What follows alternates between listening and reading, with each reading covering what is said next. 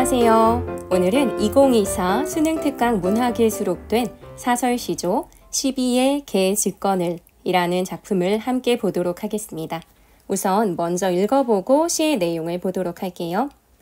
12의 개직건을 입만 여겨 나가보니 임은 아니오고 명월이 만정한데 일진 추풍에 입지는 소리로다. 저 개야 추풍 낙엽을 헛되이 짖어 날 속일 줄 어째오. 네, 이 시조는 초장, 중장, 종장으로 이렇게 세 개의 장으로 나뉘고 있긴 한데요. 중장이 좀 많이 길어져 있죠. 기존의 시조의 형식에서 두 개의 구 이상이 길어지면 사설시조라고 합니다. 그러니까 이 시조는 사설시조라고 보시면 되겠죠. 보통 사설시조는 가슴 속에 하고 싶은 말이 가득 쌓여서 풀어내고 싶은 말들이 한가득인 평민들이 쓰는 경우가 많아서 이렇게 작자미상인 경우가 많아요. 그래서 사설시조라고 말씀드렸죠. 네, 누가 쓴 것인지 기록으로 남기지 않은 거예요.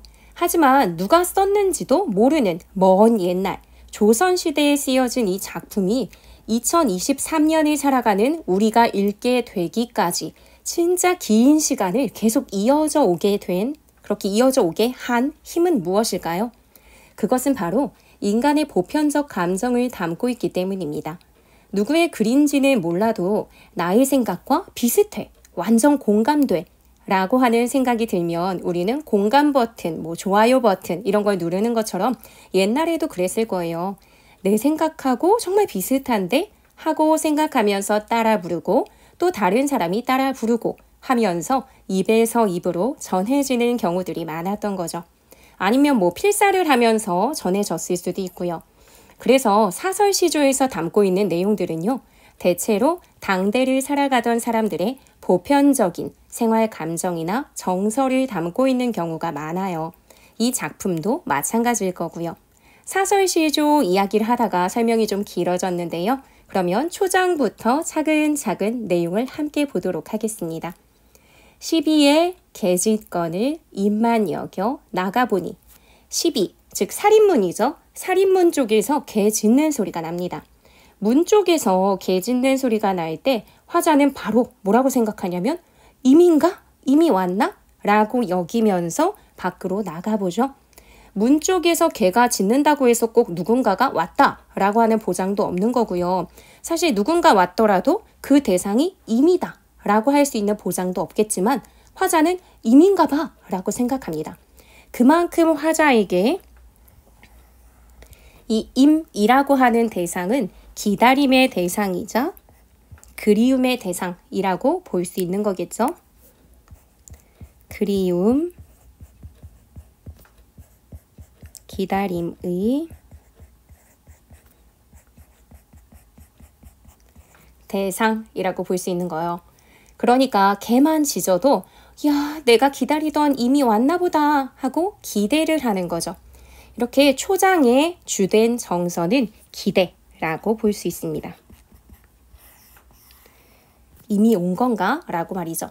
그러면 중장으로 넘어가 볼까요? 임은 아니오고 명월이 만정한데 일진 추풍에 입지는 소리로다. 임인 줄 알았지만 임이 아니었죠. 명월이 만정하다. 명월이 만정하다는 것은 밝은 달이 뜰에 가득 찼다는 이야기예요. 임인 줄 알고 완전 반가워서 밖에 나갔더니 달이 너무 밝아서 텅 빈 뜰이 이미 오지는 않고 텅 비어있는 그 뜰이 너무나 선명하게 눈에 보이죠. 아, 나 지금 뭐 한 거니? 명월이 가득한 그 야심한 시각까지 잠도 못 자고 이미 올 것을 기대하며 기다리고 있던 자기 자신의 모습을 생각하면 스스로 민망할 것 같기도 해요. 완전 대실망이겠죠? 그래서 여기 중장의 어떤 주된 정서라고 한다면 실망이라고 볼 수 있을 것 같아요. 기다리고 있었다가 그 정서가 깨져버린 상태라고 볼 수 있는 거죠. 이렇게 기대가 실망으로 바뀌게 된 모습을 여기서 보여줍니다. 근데 이것을요, 여기서 명월이 뜰에 가득하다 라고 하는 시각적 이미지를 아주 잘 드러냄으로써 밝고 고요한 시적 상황도 잘 보여주고 있어요. 이렇게 한번 정리를 해보자면요.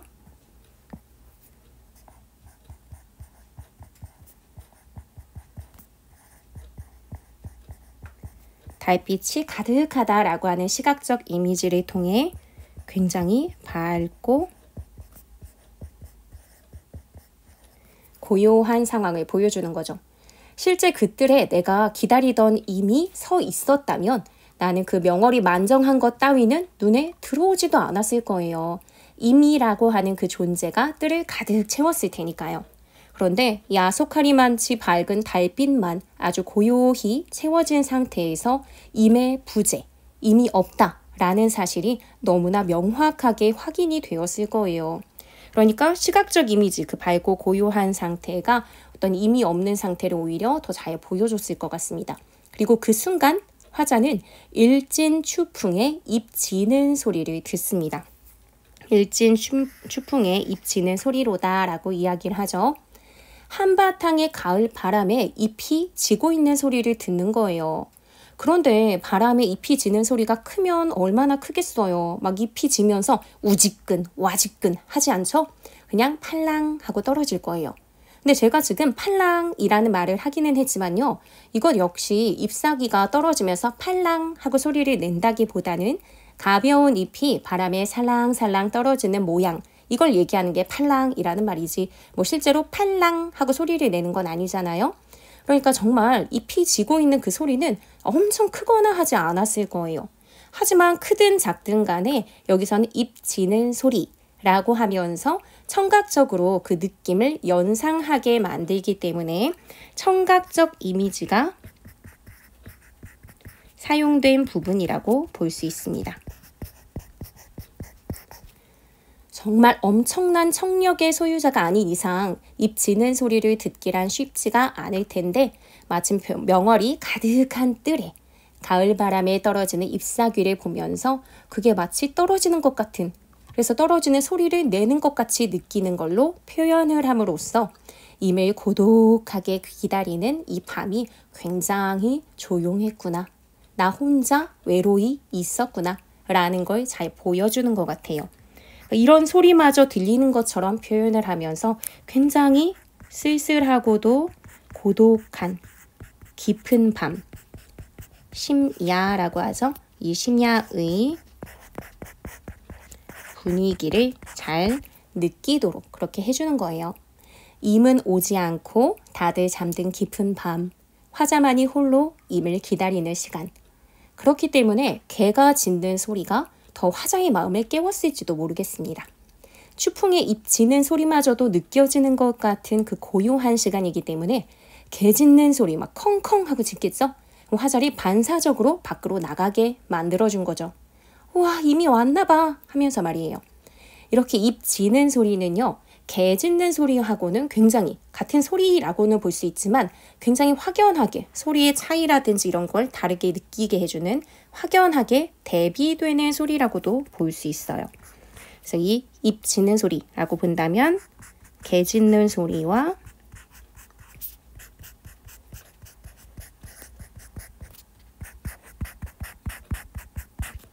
대비되는 소리라고 볼 수 있습니다.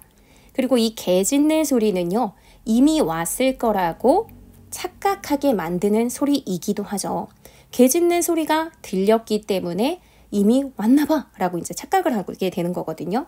그렇게 본다면 여기 지금 초장에 개 짖건을 이렇게 이야기를 하고 있는데 여기서 우리가 청각적인 것도 여기서도 생각해 볼 수 있잖아요. 개 짖는 소리.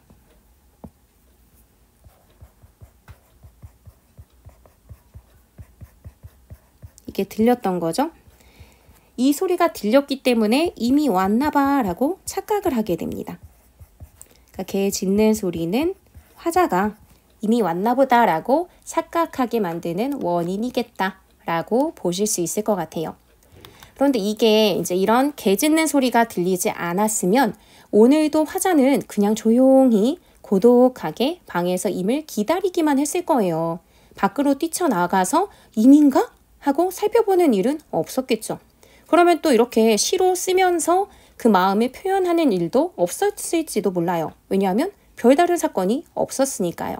그런데 이렇게 개 짖는 소리가 들려서 착각이긴 했지만 임인가? 하고 생각하면서 밖으로 나오게 되면서 기대했다가 좌절하고 하는 흐름을 겪게 되고 화자가 어떤 특정한 정서, 감정을 느끼게 되죠. 그렇기 때문에 화자가 시를 통해서 말하게 된 거고요. 그렇기 때문에 이렇게 여기서 개 짖는 소리가 처음에 들렸고 이미 나가게 되는 것. 이게 이제 청각적 이미지라고 여기도 볼 수 있을 텐데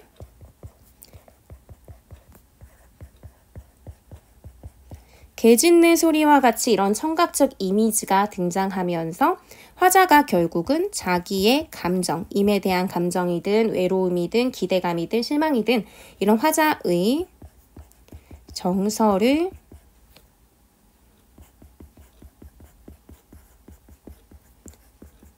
표현하게 되는 계기가 됐다라고 볼 수 있겠죠.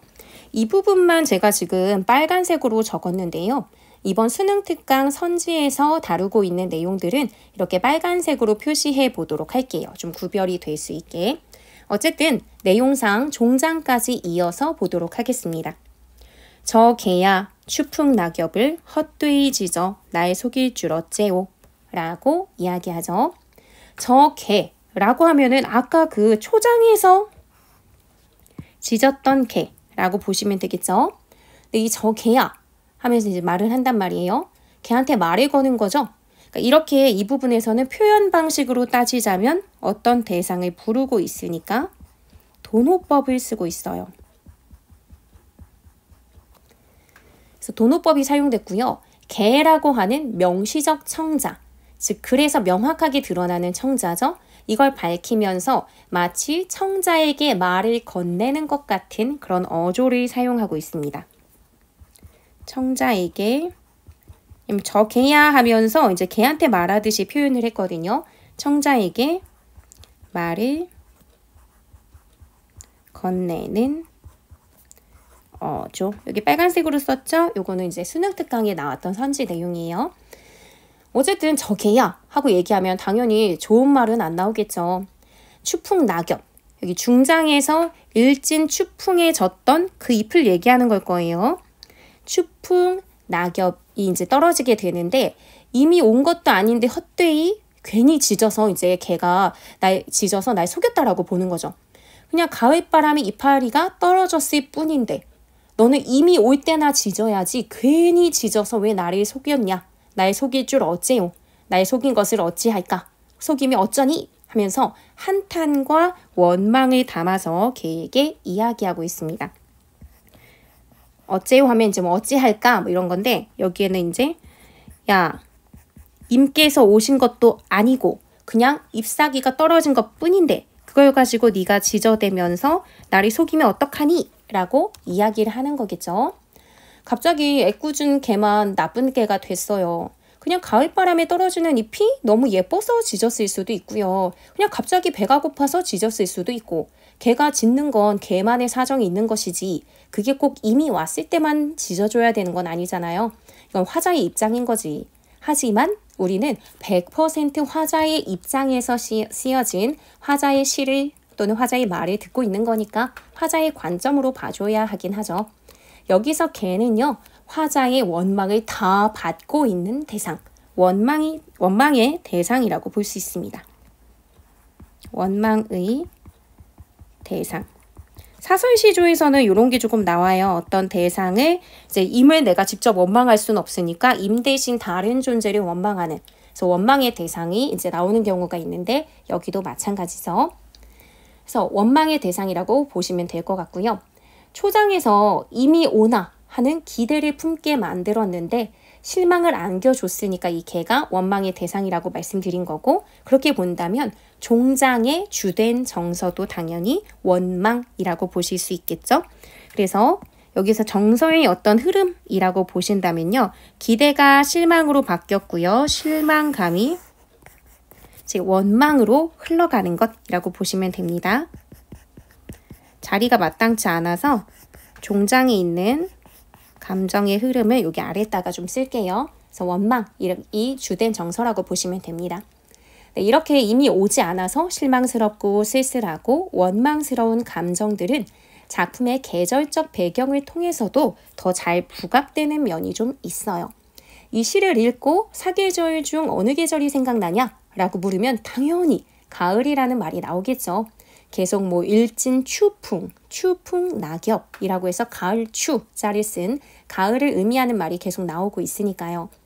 가을이라고 하는 계절은 풍성한 열매를 얻는 계절이기도 하지만요. 그렇기 때문에 또 그 열매가 떨어져 나간 자리에 마른 잎새들만 가득하다가 나중에 그 잎새마저 떨어지는 상실, 이걸 연상하게 만드는 계절이기도 해요. 가을에서 이제 겨울로 넘어가는 흐름이 있으니까. 그래서 시에서는요, 쓸쓸함이나 고독의 정서를 연상하게 만들어주는 효과를 가진 게 가을이라는 계절이고요. 여기서도 이렇게 추풍 낙엽이라는 시어를 사용함으로써 가을이라는 계절적 배경을 명시적으로 드러내주게 됩니다. 이번 요 작품하고 수능특강 내용 연결할 때는 명시적이라는 단어들을 잘 쓰더라고요. 명시라고 하는 것은 눈으로 명확하게 보이는 것이라고 생각하시면 돼요. 여기서도 저 계약하고 부르니까 명시적인 청자를 드러낸 거고요. 여기 또 추풍 낙엽 하면서 명시적으로 가을이라는 것을 드러내거든요. 그래서 수능특강 선지 내용을 보면요. 계절적 배경을 명시적으로 드러냄이라는 말이 있습니다. 계절적 배경을 명시적으로 드러내면서 가을의 그런 분위기 이런 것도 조금 보여주게 되는 거죠. 그러면서 좀 쓸쓸한 분위기 이런 것도 연상하게 만들어주는 효과가 있죠. 그래서 이렇게 이미 오지 않는 실망감이나 원망, 쓸쓸함 이런 것들을 종장에 드러내면서 시상 전체가 마무리되고 있습니다.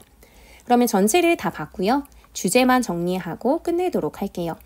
이 작품은요. 임의 귀환, 즉 이미 돌아오길 기다리는 기대감과 그것이 좌절된 그런 상실감이나 이런 실망감을 개에 대한 원망으로 돌리는 내용을 담고 있었어요. 그래서 주제하고 정리를 해보자면 임의 귀환에 대한